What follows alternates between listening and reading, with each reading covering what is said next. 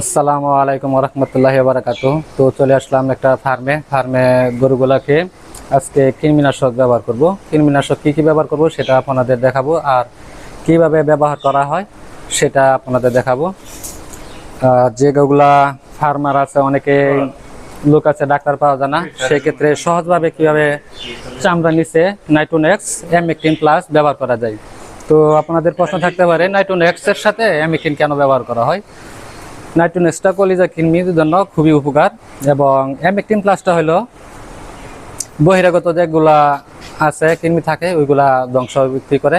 তো রঙগুলো উজ্জ্বল হয়, চোখের পানির পড়াটাগুলো বন্ধ হয়ে যায়।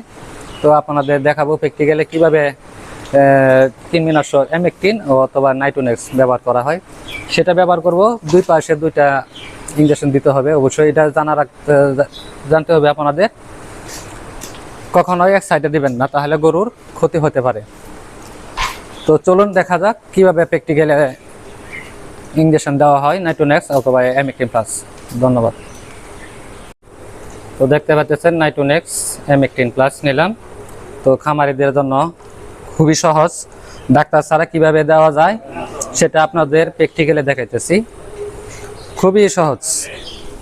এই দেখেন, যদি কোনো খামারি ডাক্তার না থাকে তাহলে আমরা স্কিনেও দিতে পারেন, এইদিকে দিতে পারেন, এইভাবে ধরতে হবে, এইদিকে দিতে পারেন, এইদিকে দিতে পারেন, আবার এইদিকে দিতে পারেন।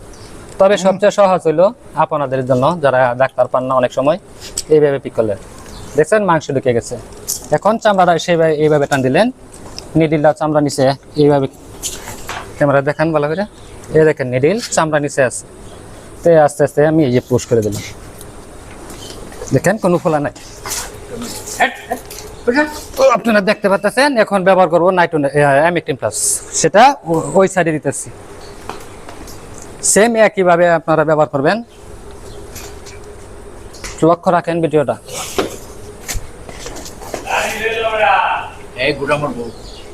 এখন দেখাবো, একটু ধরেন ভালো করে, শক্ত খারাপ করে নাহাটা দলে একটু নাহাটা দলেইব।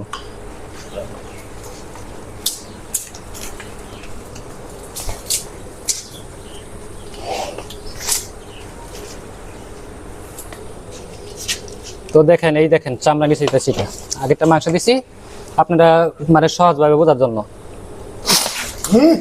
দেখেন চামড়া নিচে আছে, ব্যাস। তো আপনারা বুঝাইতে পারছি কিভাবে এমেকটিন নাইট্রোনেক্স ব্যবহার করা হয়। অতি সহজ দুটি পদ্ধতি আপনারা দেখাইলাম। যদি ভিডিওটি ভালো লাগে তবে লাইক, কমেন্ট, শেয়ার করবেন।